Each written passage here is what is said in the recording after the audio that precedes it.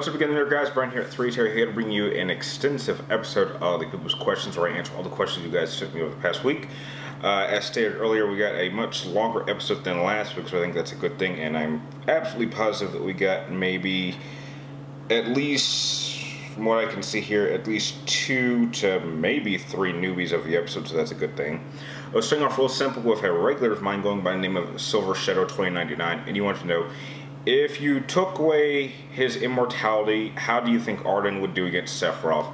I think he'd do pretty well, because I think where Arden would certainly have the advantage is in terms of magic. I certainly think that in terms of magical abilities and his willingness to use them, he's significantly more skilled and more adept at using them than Sephiroth, who is without question powerful with his magic, but he kind of holds back and prefers to combat his opponents with the use of his sword. So even if you took his immortality, I'm pretty sure he would do pretty well against Sephiroth. Next question comes from Yoda Date, and you want to know which Final Fantasy characters can defeat Sephiroth. You know, I was actually thinking about this question well before you even asked it last week, and I'm going to hold back on answering that because I've been thinking about doing a video going over who the 5 characters I think could actually take down Sephiroth in a head-to-head contest will be, so I'd stay tuned for that. Next question comes from the Hunter Bros, and the first question is, why and how would Squall completely curb stop Tidus? Okay, the reason why he would certainly beat Tidus is because the type of offense that Tidus relies upon in his entire combative mindset approach is not like anything. It's nothing that Squall hasn't already seen before. He's very, very adept at dealing with speed fencers, and that is exactly what Tidus is. The problem that I'm having with Squall is that he may be a power duelist, and I mean, going back to the whole Cloud matchup, or even going back even further, if you go back to the Ord matchup, the problem is that he just does not know how to combat combatants who can beat him in the one department that he has literally put all his focus in. And so he wouldn't really know how to contend with an opponent, in Cloud's case, who is at least 10 times stronger than him. And there is a point where pure physical ability can override skill. And when it comes to Oren's got a good decade on top of Squall of extensive training. So his level of skill is significantly higher than Squall's. But when it comes to Tidus, it's just that sort of straightforward speed offense is absolutely something that he could contend with, because that's exactly how Cypher likes to fight. So that's why I absolutely think that Squall would totally stomp Tidus without question. And the next question is, when doing fights with Final Fantasy characters, what makes me decide to use ultimate weapons or not? It's mainly it's mainly a match-by-match basis.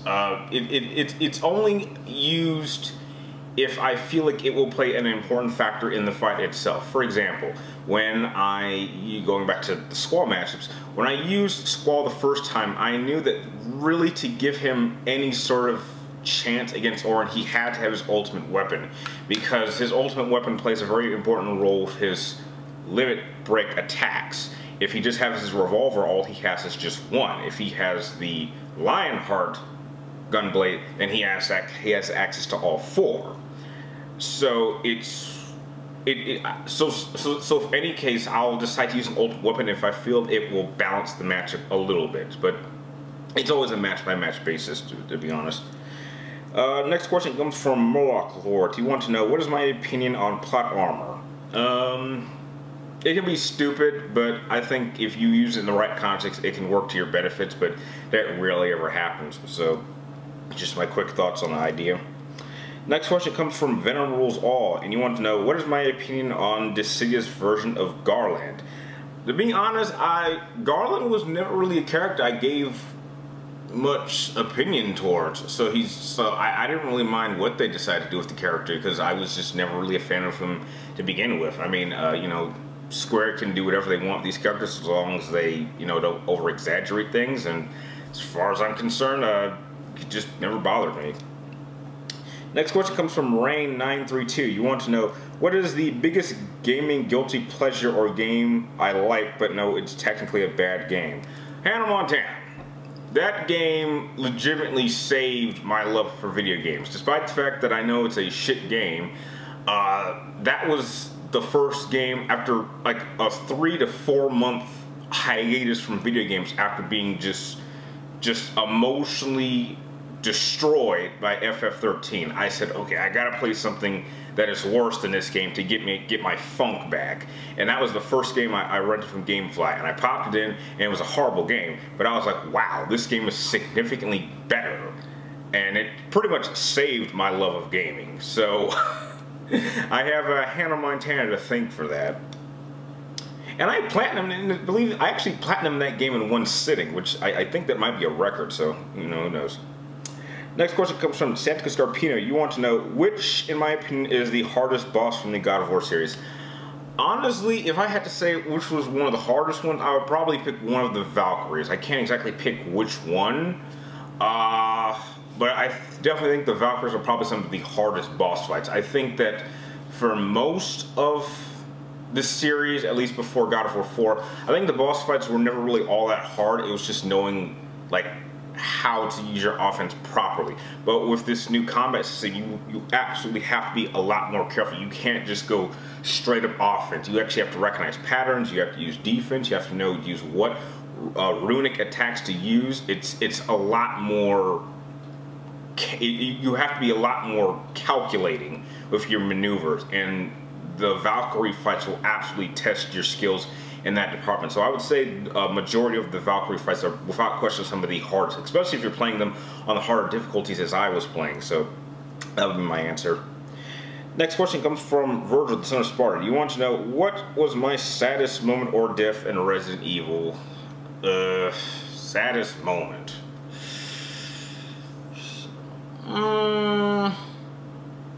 It's hard because I'm thinking about character deaths. I don't think any of them really affected me, because Billy's death in Code Veronica didn't bother me there.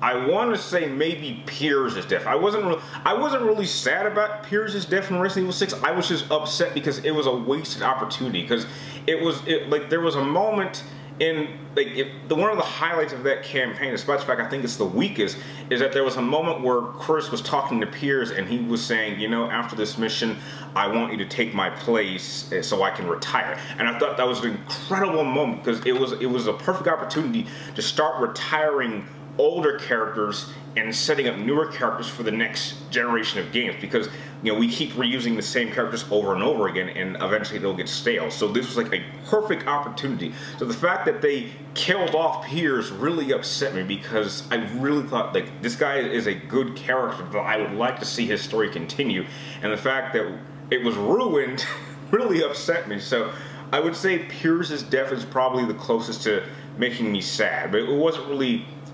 sadness, but more disappointment, because it was a really great opportunity. Next question comes from Cassie J. Williams. You want to know what were my thoughts on Gary Oldman winning the Best Actor Oscar for Darkest Hour. I was really happy about it, and I kind of had the same reaction I did towards Leonardo DiCaprio. I was like, thank God he finally got one. I mean, it upsets me that an actor of Gary Oldman's talent and skill, having been an actor for so long, that it took him this long to finally win an Oscar, because there are certainly a number of roles that I've seen him have over his career that I definitely think were Oscar worthy, and he should have won. So the fact that he finally got it for such a great performance, I thought was well deserving, but I think he should have gotten one way earlier in his career.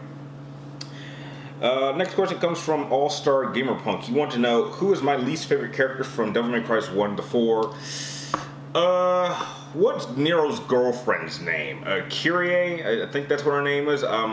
Least favorite character. She's completely useless. She's just your basic damsel in distress. Doesn't do a damn thing.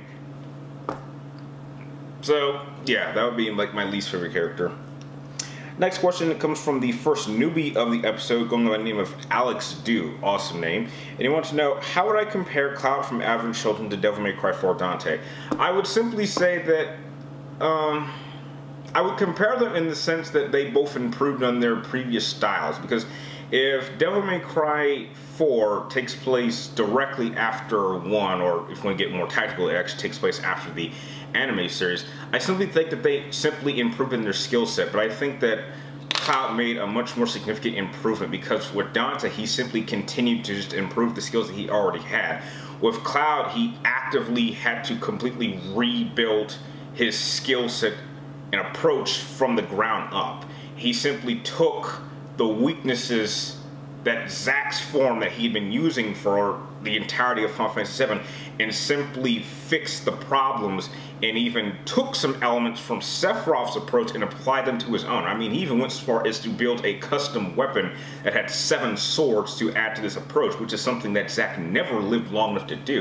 So if I had to compare the two, I would simply say that they certainly improved on their methods, but I think that Cloud did a much better job at reinventing his approach to combat and his mindset. He developed his own set of weaknesses that he did not have in Final Fantasy VII, but I think he did a much better job at just improving his style of combat. Next question comes from Alur Cerna. You want to know who would win between Darth Revan and Darth Niles. Okay, a fight like this could be compared to one simple point.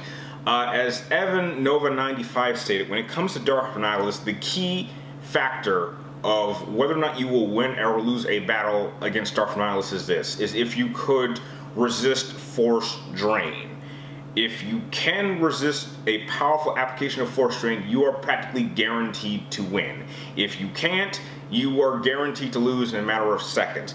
I believe Darth Revan can resist Darth Drain, and if he can, I mean, don't 100% quote me on that. I'm about like 75% sure he can, which puts him in the category of characters that would certainly be able to take down Darth Niles, because Darth Niles' dark side power is like so immensely powerful that he has to constantly keep draining energy from other beings, and if he can't do that, well, then he basically just withers away from his own immense power.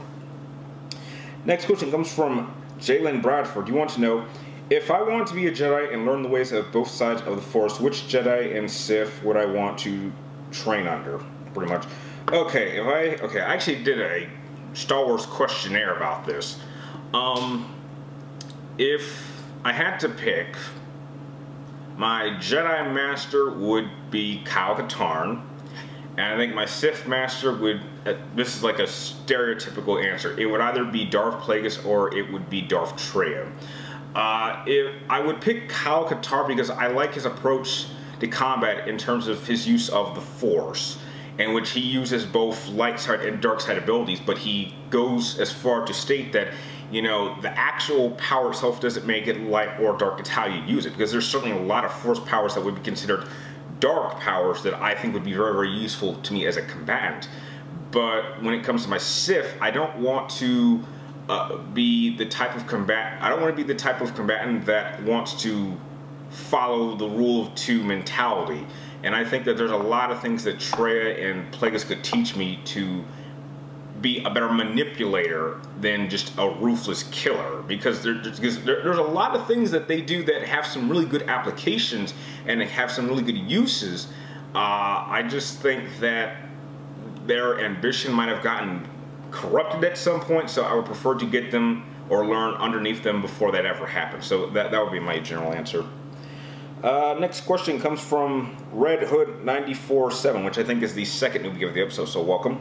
You want to know, what is my favorite Resident Evil boss? Ooh, favorite Resident Evil boss would, okay, I'm trying to, okay, I know what it is, I just can't think of his name. Okay, it's that claw monster from Resident Evil 7 that's blind. I can't think of his name, but I think that that's my favorite because of how creative the match is. Because you have this being that is blind, and so you have to be quiet, and you want to use the bells, and you have to attack the parasite on his back. I just thought that was a really, really creative fight, and it's a shame that you don't get to fight the thing more, because as far as I can recall, you only fight that thing at 2 different times, and the last time you face them, you're fighting 2 of them at once, and that makes it very, very, very difficult to do unless you have a rocket launcher, like I usually save up to do, because like if you don't have a rocket launcher at that point, then you're definitely gonna have a really, really bad time. So off the top of my head, I would say that's my favorite Resident Evil boss. The next question comes from Will Williams, and he wants to know, from all the Star Wars movies, which is my favorite and which is my least favorite and why? My least favorite would be Episode 2, simply because I just didn't think the love plot works. I'm sorry, but Hayden Christensen and Natalie Portman just don't have any chemistry. It's incredible that their characters have much more chemistry in the animated series and the Clone Wars series, and yet in that particular movie, I just didn't think they had much chemistry, and so the fact that most of the film focused on that just made it really distracting. I think it was somewhat improved upon slightly in Episode 3, and that kind of goes into my favorite episode, which is by far Star Wars Episode 3, which is not just my favorite Star Wars movie, it is well within my top 10 favorite movies of all time, simply because it managed to do something that a lot of movies aren't willing to do, and that is actually have a bad ending that feels earned. It doesn't feel cheapened. I mean, some people like to say that Episode 5 had a bad ending, but that's not the case. And I think that Episode 5, Empire Strikes Back, is a bit overrated because nothing really bad happens. And I'd like to run through the three things that actually happened throughout the film. Number one, the Battle of Hoth is not a defeat. It is a tactical retreat. The rebels knew that the Empire was going to find them, and the rebels are constantly jumping from planet to planet to planet. And so battles like Hoth happen all the time for them. The whole point was to hold off the Empire while most of the rebel forces escaped, and they succeeded. So if anything, the rebels won that fight. Second, Han Solo getting frozen by carbonite. This is not bad at all because A, we already know where he's going to go. We know that Boba Fett is taking him to Jabba's palace on Tatooine. Now, this would be a problem if we didn't know where Han Solo was going, and so we would have to go searching for him. Now, if your knowledge is in the EU, you would know that it was a little bit more complicated because it took months because Boba Fett was jumping from planet to planet to planet because he was being hunted down. But as far as moviegoers know, that's not a bad idea because while he's in carbonite, he's technically safe. And you know where he's going, so there's no need to be all sad. And the whole thing with Luke fighting Vader is ridiculous. That is not a fight. If Vader really wanted to kill Luke at that point, he could have easily done it. That entire supposed fight is simply Vader fucking with Luke. He literally could have choked Luke out right at the beginning, didn't even need to pull his lightsaber. And you know that this fight is ridiculous when Vader literally puts his lightsaber down and just starts chucking shit at Luke, and Luke can't do anything about it. And you just know it's like, okay, there is absolutely no chance that Luke is winning this fight. And anyone who thought that Luke had a chance of winning is just ridiculous. And so nothing really bad happens. It was just a simple matter of nothing in that film was shocking. And so the whole Luke, I am your father thing, I know it's iconic, but it just didn't really work for me because it just changed the whole dynamic of the story at that point. But with Revenge of the Sith, so much shit happens. Order 66 wipes out like 95% of the Jedi. Padme is killed, Mace Windu is killed, Anakin gets cut up and set on fire, and a lot of people don't really like the whole scene where Vader screams no after hearing that Padme died, but I think that scene really works for me because he's not just saying no because Padme is dead, he is saying no because he is right back where he started. Anakin really hated being a slave, and he really hates slavery. Even as Vader, he hates slaves. So the fact that he has been tricked into destroying this entire life that he spent so many years building towards, all his friends are dead, his life has been completely destroyed, and he is right back where he started. He is now a slave again to Palpatine, who he realizes lied to him and manipulated him into intentionally destroying his life. That is why he is screaming no, because he's a slave again and there is nothing he could do. The entire 20 years that he was serving under Palpatine, Palpatine didn't give a shit about him. He actively sent assassins to take out Vader just to test him, and even Palpatine never was really appreciative of Vader because he knew that Vader was never going to be as powerful as he would have been had he not been crippled by Obi-Wan Kenobi. There's just so much serious negative moments about a Revenge of the Sith that you hardly see this in any other film. Even in the Avenger films, even Infinity War isn't that bad because you know it's all going to be reversed and like before the halfway mark of the next film. But to have a definitive bad ending is something I've rarely seen in any films, and the fact that it was executed so well and it was building from movie to movie. Despite what you may think of the prequels, they were all building up to this moment, and it was totally worth it. And that is why episode 3 is my favorite. And wow, I just spent a lot of time on that answer, but I'm really, really passionate about that movie, so let's move on. The next question comes from Run and Gunner, and I think this is the last movie of the episode. And you want to know, has Capcom developed any new Devilment Cry 5 ideas for release yet? As far as we know, no. We've not heard anything. We've heard rumors that they might announce like a new Devilment Cry, but you know, I'm just as much in the dark as anyone else is. And the last question of the episode comes from Cassius Boxley, and he wants to know, what is my opinion on the next death battle between Leon S. Kennedy and Frank West? It just seems like a little bit more, it seems like a bit one-sided. I don't even know who Frank West is, but I'm fairly certain that he has not faced even a quarter of the amount of challenges that Leon has had to deal with. So, it just seems a bit too one-sided to me. So, yeah, I'm not too pumped up for it, but if they manage to try to make Frank West win, then I know it's BS. So, that is the end of this episode. I'd like to thank you guys for making this extensive episode of People's Questions happen. If you guys have any more questions you'd like me to answer in next week's episode, be sure to type them in the comments down below. But make sure you get them into me before next Wednesday afternoon before I start filming the episode, and make sure it's only one question per person. And like always, thank you guys for watching. You're awesome, and I will see you next time.